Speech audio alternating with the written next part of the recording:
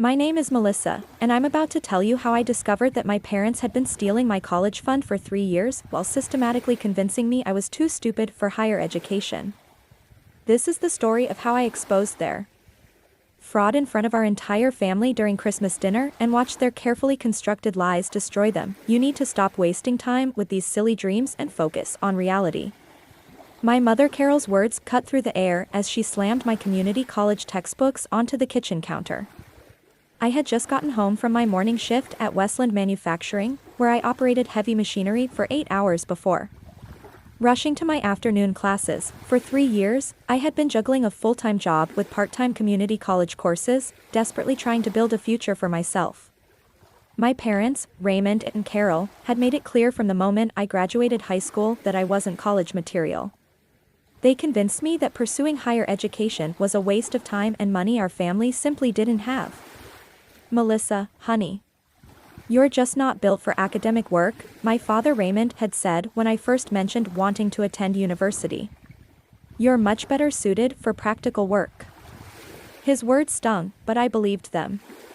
After all, they were my parents' dad, so I took a job at the manufacturing plant, working double shifts to save money. The work was exhausting, my hands constantly aching from operating heavy machinery. Secretly, I had enrolled in community college courses with my own money, attending classes in the evenings and weekends. My parents thought I was working extra shifts. Why are you even bothering with this? Carol continued, flipping through my biology textbook with obvious disdain. You're already making decent money at the plant. Mom, I want more than just getting by. I want to become a nurse, help people, maybe even go to medical school someday. Raymond looked up from his newspaper, shaking his head. Medical school? Melissa? Be realistic. You barely made it through high school. College is for smart kids, and there's no shame in admitting that's not you. The words hit like a physical blow. I'm doing well in my classes. I have a 3.8 grade point average. That's community college, Carol scoffed. That doesn't mean anything. Real universities are completely different. You'll just end up dropping out and wasting everyone's time and money. Growing up, I had always been told that my family struggled financially. My parents worked modest jobs, Raymond as a warehouse supervisor, Carol as a dental receptionist.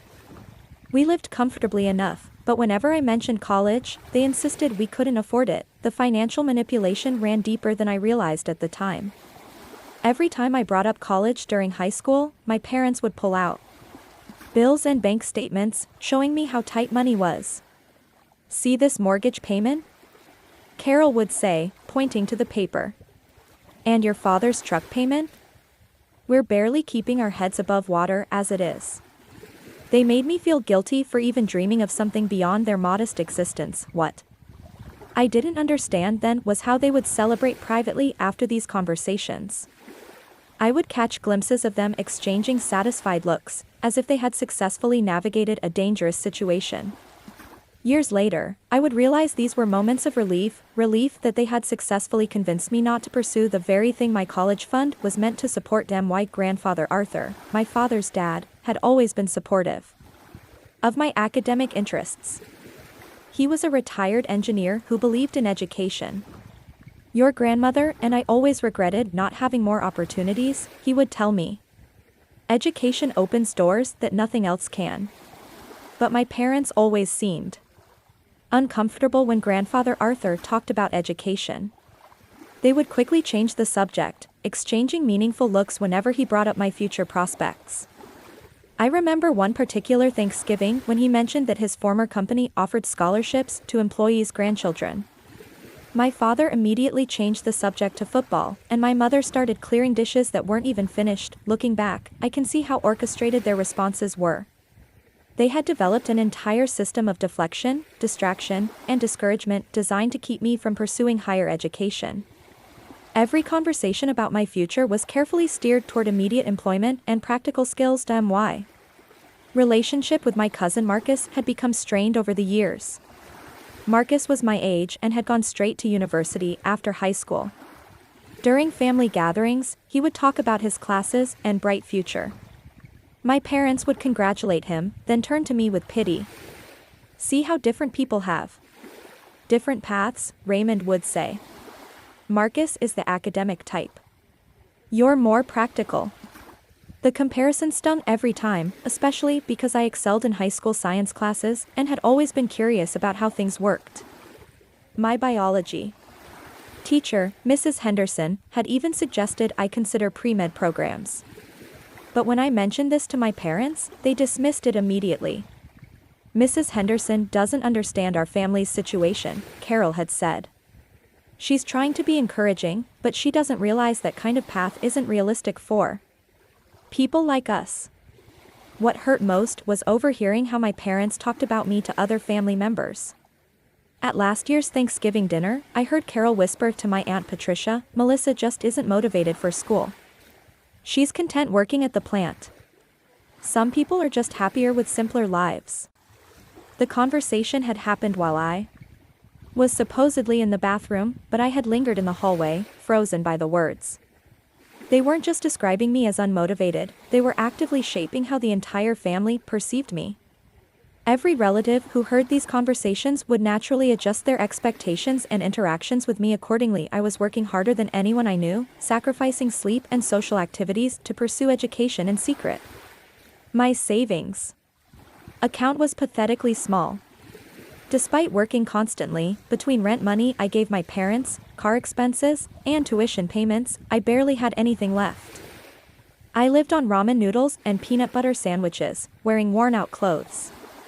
For years, the physical toll of my double life was becoming overwhelming. I would wake up at 5 a.m. for my manufacturing shift, work until 2 p.m., then drive directly to campus for afternoon and evening classes. By the time I got home, I would study until midnight, then repeat the cycle the next day. Weekends were consumed by homework, additional shifts when available, and the constant stress of hiding my academic pursuits from my parents. My grades were suffering not from lack of ability, but from pure exhaustion. There were nights I fell asleep over my textbooks, mornings I could barely keep my eyes open during lectures. My professors noticed and several offered to help, but I was too embarrassed to explain my situation. How could I tell them that I was lying to my parents about attending college? The breaking point came on a quiet Sunday afternoon in November. I was studying for my anatomy exam when I heard a car in our driveway. Through the window, I saw Grandfather Arthur's familiar blue sedan. "Hello, sweetheart," he said, giving me a warm hug. "How are your studies going?" The innocent question sent panic through me. Had he somehow found out about my secret enrollment? Before I could answer, my parents appeared from the living room. I noticed the immediate tension, my father's stiffened shoulders, my mother's forced smile. "Dad, what brings you by?" Raymond asked carefully. Grandfather Arthur looked at me with pride. "I was just thinking about Melissa and wondering how she's enjoying the college fund I set up for her. Are you getting good use out of it, honey?" The words hit me like a physical blow. I stared at him blankly. What college fund? The silence was deafening. My parents had gone completely pale, panic in their eyes. Grandfather Arthur looked confused, glancing between me and my parents. "The education fund I established 3 years ago," he said slowly. "For your university expenses. I deposited $15,000 specifically for your college costs." $15,000. While I had been working myself to exhaustion, eating cheap food and wearing secondhand clothes to afford community college, there had been money sitting somewhere meant for my education. "I don't know anything about any college fund," I whispered. Grandfather Arthur's expression shifted to something much darker. He turned to face my parents, his voice taking on a steel edge. "Raymond, Carol, where's the money I entrusted to you for Melissa's education?" "Dad, we can explain," Raymond started, his voice shaking.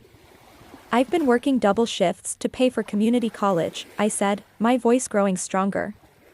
"I've been eating ramen noodles and buying used textbooks because I thought we couldn't afford my education. You told me I wasn't college material." The confrontation that followed was unlike anything I had experienced.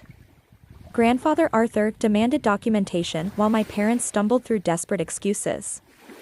I sat watching my entire understanding of my life crumble. The money is safe, Raymond insisted, sweat beading on his forehead.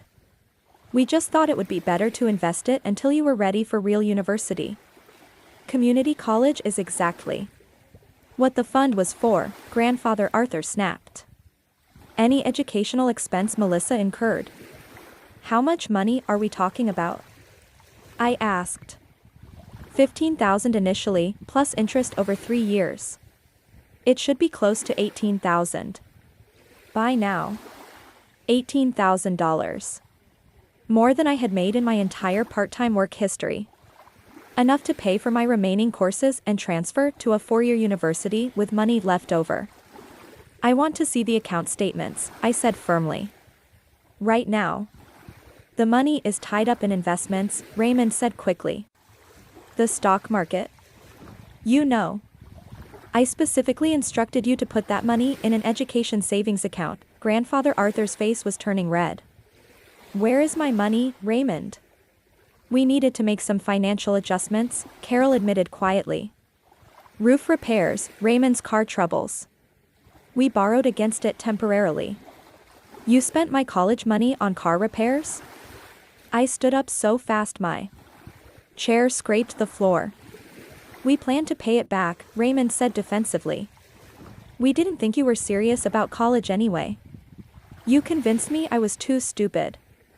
The words exploded out of me. You spent 3 years telling me I wasn't smart enough, that college was a waste of time. You made me believe I was worthless. Over the following weeks, Grandfather Arthur's investigation revealed layers of deception. Not only had my parents spent the original $15,000, but they had taken out loans in my name, accumulating additional debt I never authorized. They forged your signature on loan documents, the attorney explained. You're responsible for nearly $8,000 in debt that you never knew about. This constitutes identity theft and fraud. The investigation also revealed the extent of their financial manipulation. My parents had been living well above their means for years, using my college fund as their personal bank account. The roof repairs that supposedly necessitated borrowing against my education fund? They had cost $1,200. Raymond's car troubles? A $300 alternator replacement. The rest of the money had gone toward vacations, restaurant meals, and luxury purchases they couldn't otherwise afford. Most devastating was discovering the web of lies they had constructed around me. Phone records showed they had contacted multiple family members over the years, consistently portraying me as unmotivated and academically challenged. They had declined offers of help for my education from at least 4 different relatives, telling each one that I wasn't interested in school. The betrayal cut deeper when I learned how my parents had been portraying me to extended family. They had told relatives I had dropped out of high school, that I was lazy and unmotivated, refusing offers of educational help. While I worked exhausting shifts maintaining a high GPA in secret, they destroyed my reputation to cover up their theft. Uncle Dennis had apparently offered to pay for a semester of community college 2 years earlier. My parents told him I had laughed at the suggestion and said I preferred making money to wasting time in classrooms. Aunt Beverly had inquired about contributing to a graduation gift that could help with college expenses. My parents assured her that I had no interest in furthering my education. Each revelation felt like another punch to the gut. Not only had they stolen my money and undermined my confidence, but they had actively sabotaged opportunities for additional support from family members who cared about my future. I decided to expose everything at Christmas Eve dinner when the entire family would be gathered. I spent weeks gathering documentation, bank statements, transcripts, work records, professor recommendations, and the forged loan documents. The preparation was meticulous and emotionally exhausting. I printed every email from professors praising my work, every pay stub showing my manufacturing hours, every tuition receipt I had carefully saved. I organized it all into a presentation that would be impossible to dismiss or explain away. Christmas Eve arrived. The family dinner was at our house as usual. By 6 o'clock, everyone had arrived: Grandfather Arthur, Uncle Dennis, and Aunt Patricia with Marcus, Aunt Beverly with her husband William, and my younger cousins, the atmosphere felt different this year. My parents were nervous, constantly glancing at me and grandfather Arthur. They knew something was coming but had no idea how completely their world was about to collapse. "Melissa has been so quiet today," Aunt Patricia observed during dinner. "Are you feeling all right?" I looked around the table at family members who believed I was an unmotivated dropout. "Actually, I have something important to share with everyone," I said, standing up. My parents went rigid, knowing something was coming but not how devastating it would be. 3 weeks ago, grandfather Arthur asked me how I was enjoying the college fund he had set up for me. I had to tell him I didn't know anything about any college fund. Uncle Dennis looked confused. "What college fund?" "The $15,000 that grandfather Arthur entrusted to my parents 3 years ago for my educational expenses. Money I never saw or knew about." The silence was complete. While this money was sitting somewhere, I've been working double shifts to pay for community college classes. I've been attending school part-time for 3 years, maintaining a 3.8 GPA while working full-time. "Wait," Marcus said slowly. "You're in college?" "I've been in college for 3 years. Something my parents told everyone I was too lazy and stupid to handle." I spread my documentation across the dining room table. Transcripts, work schedules, tuition receipts, professor recommendations.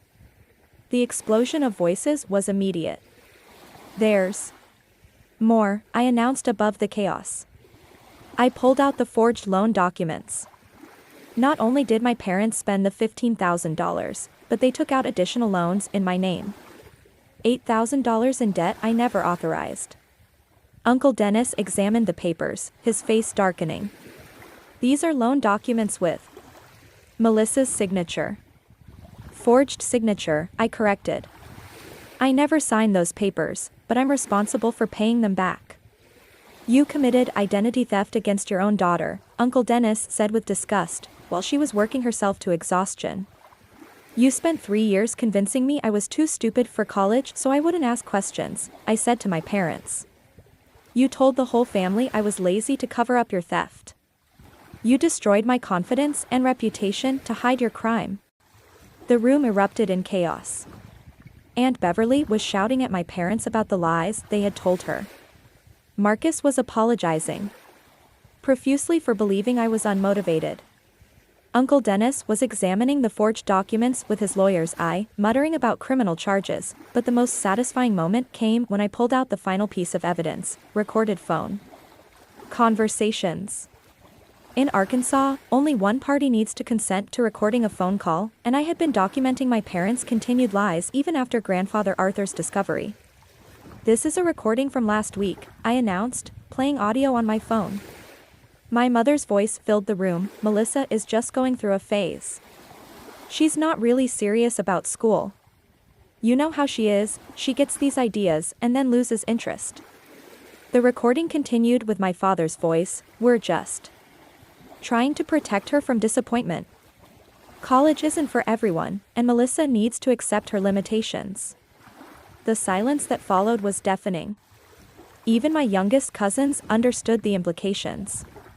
My parents had been caught red-handed, still lying about me even after their theft had been exposed. "The police report has already been filed," I announced calmly. "Identity theft and fraud charges will be processed next week." The aftermath was swift and devastating for my parents. One by one, family members pledged support for my education and apologized for believing the lies. My parents found themselves completely isolated, their reputation destroyed. "We'll pay back every penny," Raymond said desperately. Grandfather Arthur stood slowly. "You'll pay back every penny because the law will force you to, but you'll never make this right. You stole 3 years of your daughter's confidence and self-worth. You convinced her she was worthless while profiting from her potential."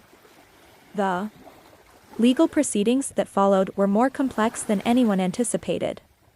My parents' financial records revealed a pattern of deception going back years. They had been using credit cards and loans to maintain a lifestyle they couldn't afford, always planning to borrow from my college fund to cover their debts. The prosecution was aggressive, treating this as a clear case of financial elder abuse and identity theft. My parents pled guilty to avoid a trial, but the judge was unsympathetic during sentencing. "You systematically destroyed your daughter's self-confidence to cover up your theft of her future," he said. "This represents a particularly cruel form of psychological abuse combined with financial fraud." In the months that followed, Raymond and Carol faced criminal convictions, substantial fines, and mandatory restitution. They were forced to sell their house to pay legal fees, moving to a small apartment where they lived with the shame of their exposed deception. The stress of the legal proceedings and family ostracism took a visible toll on both of them. Carol aged dramatically, her hair going gray within months. Raymond developed a nervous twitch and could barely make eye contact with anyone. They had become pariahs in their own community, their reputations destroyed beyond repair. 2 years later, I transferred to the University of Arkansas with a full scholarship and family support I had never dreamed possible. I'm now pursuing a pre-med degree with confidence that comes from knowing exactly who I am and what I'm capable of achieving. The scholarship came about because of my story. A local businessman who heard about my situation through the news coverage established a fund specifically for students who had overcome family sabotage to pursue education. My essay about resilience and determination in the face of manipulation became a model for other applicants. Sometimes I think about that Christmas Eve dinner and how perfectly everything unfolded. My revenge wasn't just about exposing their lies, it was about reclaiming the person I had always been underneath their manipulation. That victory feels sweeter than any amount of money could ever provide. The most satisfying aspect wasn't their punishment, though that was certainly deserved. It was the moment I realized that I had never been the person they tried to convince me I was. I was intelligent, capable, and worthy of every opportunity one had been denied. Their lies had only delayed my success, not prevented it. Today, I maintain minimal contact with my parents. They send occasional letters attempting to justify their actions or seeking forgiveness, but I've learned that some betrayals are too fundamental to overcome. The trust required for a parent-child relationship can't be rebuilt when the foundation was constructed entirely on deception and manipulation. Instead, I've built a new family from the relatives who supported me and the friends I've made in my academic journey.